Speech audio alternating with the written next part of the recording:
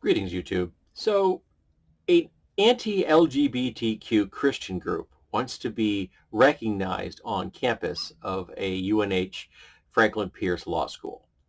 Um, and they want to be official, like an official organization, official club, or that kind of thing. And that actually comes with a direct connection to it's not a direct connection to the school because the school actually gives them a small stipend and they're allowed to then petition for additional funds if they want to. And this group is unabashedly anti-diversity. They are opposed to diversity. They are opposed to same-sex marriage. They are bigots, flat out. They're also delusional because they say that in America, Christians have to live in the closet. Now, they charge those words very carefully because that strikes at the heart of many people that are in the LGBTQ community, people who have to hide who they are for fear of condemnation, for fear of reprisal, for fear of violence. Christians don't experience those things in America. You are delusional if you think that Christians are oppressed in this nation. You are absolutely 100% delusional. I think it's currently at 70% of Americans consider themselves to be some form of Christian.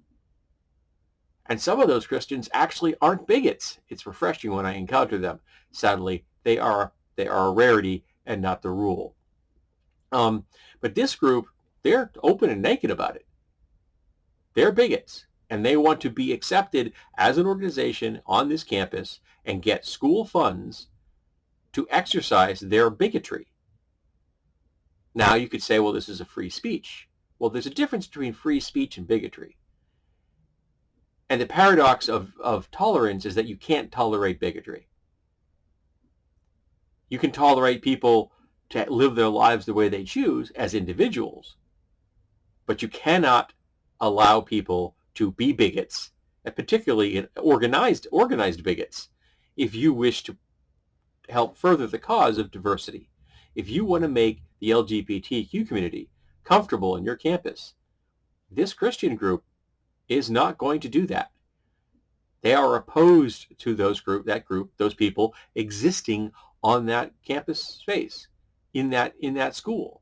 They're opposed to same-sex marriage. And I have a big problem with them being allowed on that campus. If you want to exist as an entity, fine, you go exist as an entity. But you shouldn't be getting funds from the school. You shouldn't be getting funds from the state. I will defend your right to speak while simultaneously telling you you are a bigot and you should really not do that. And that is, again, the paradox of tolerance. You cannot tolerate the existence of bigotry. And you have to make it known that if you are a bigot, you will be condemned for it. You will have it pointed out publicly that you are a bigot. And if you would like me to stop calling you a bigot, you have to stop saying and doing bigoted things. It is on the bigot to do that. It is not my job as a person who opposes bigotry to be silent. Because if I'm silent, that means I'm supporting the status quo. And I don't support the status quo. I want every single person in America to enjoy civil liberties and human rights.